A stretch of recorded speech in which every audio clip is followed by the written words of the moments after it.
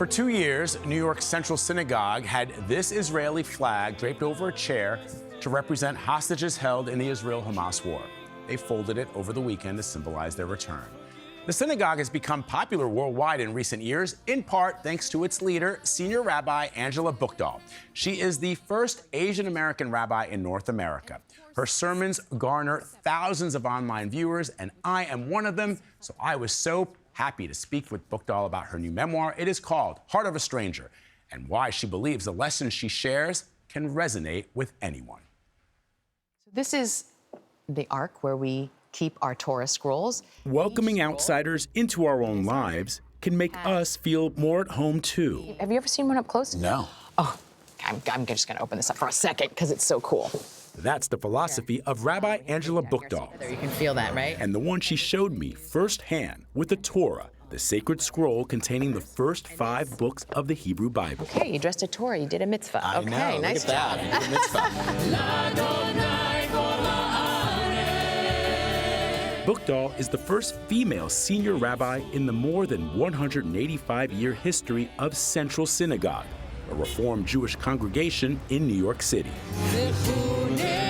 Its prominence in the U.S. and worldwide is partly due to her stewardship. But Buchdahl's radical compassion, as she calls it, may be what makes people of any faith or persuasion feel comfortable. I spent so much of my life as a Korean Jew in the Jewish community, feeling like I was outside in some way of every community I was a part of. The empathy that I cultivated while I felt like I was on the outside, the sense of knowing what that felt like, it ended up being the thing that made me not presume that you already feel like you belong, so I'm gonna have to go out of my way to make sure that you do. Born in South Korea to an American Jewish father and Korean Buddhist mother, Buchdahl moved with her family at age 5 to Tacoma, Washington. She and her sister were raised in the Jewish faith. Often people say when they choose a theological life that they felt a calling. You didn't have that. I understood Judaism as the way that I was going to ask the biggest questions about life, but I couldn't imagine myself being a rabbi, in part because I didn't see anyone who even looked like me as a Jew, let alone a rabbi. Though she found acceptance in her hometown synagogue, her Jewish identity was questioned in religious spaces abroad. You're not really Jewish. You don't have a Jewish mother, so legally you're not Jewish in Jewish law. These were moments that I could have very easily walked away from Judaism, and in fact, I even considered it at certain points. It took me much longer to understand that actually knowing what it's like to feel like I was the outsider might be the most Jewish thing about me. Feeling like an outsider led her to the biblical phrase that would become the title of her memoir, Heart of a Stranger. God says, never oppress the stranger, for you know the heart of a stranger. Not so that we could feel marginalized and oppressed, but so that we would never marginalize or oppress anyone else.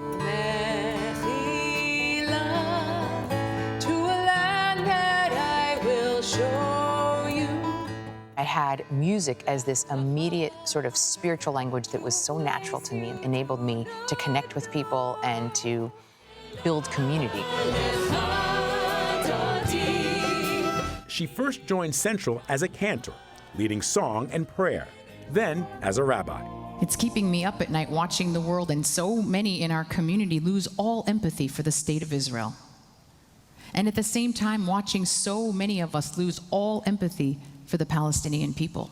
Earlier this month, on the eve of the Jewish New Year, Rosh Hashanah, she delivered a sermon as a call to empathy. We need to understand that feeling empathy for the other is not a betrayal of our side. It is not disloyalty. A wisdom that can be applied to any situation, but especially in times of political violence, a rise in anti-Semitism, and the recent Israel-Hamas war. I don't pretend that I can fix what's happening in Israel and Gaza right now. I wish I could. But I'm also talking about what happens to our souls if we stop caring. Guiding a congregation as expansive as Central's is a significant responsibility. Finding her resolve to lead all goes back to her mom. I watched people treat her as if she were stupid because of her accent. And my mother never lost her dignity. And in many ways, that kind of grit and resilience was deeply important. And it was when I really was challenged that I really had to dig inside and say, do I think I can do this? And I think that that's actually what made me feel, no, I think inside I know I can. She writes a lot about her mom and her mom's Buddhism, which influenced her spirituality. And that sermon that I discussed in the interview with her, The Cries of Isaac and Ishmael, was really beautiful. It sort of focused on the biblical sons of Abraham, Ishmael and Isaac, and how Jews and Muslims trace their lineage, Jews through Isaac and Muslims through Ishmael, and how what unites us is more than what divides us. Yeah. It's really beautiful. Well done, Vlad. Our Heart of a Stranger is on sale now.